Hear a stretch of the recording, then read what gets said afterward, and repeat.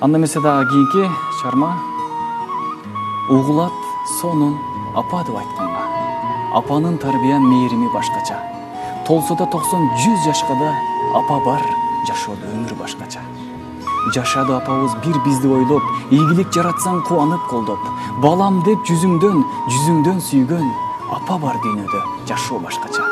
Апасыз калгандар мээримге тойбой, ырымды угуп, апасын ойлой.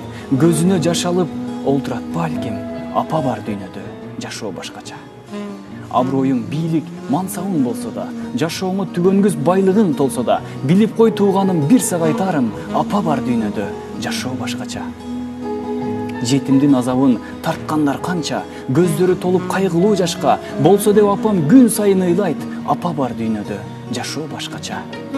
Шүгүр деп айтамын Кудайга, не жетсин айткыла апа деп айтканга, апасы жоктордон кечирим сураймын, апа бар дүйнөдө, жашоо башкача. Келбесин кайгымың апалар башына, кылым жаш кошулсун жашына, апанын кадырын билгенге, апа бар дүйнөдө, жашоо башкача.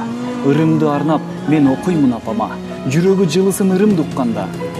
Арнасам арнапмын бир гана ырды, апам бар дүйнөдө, жашоо башкача.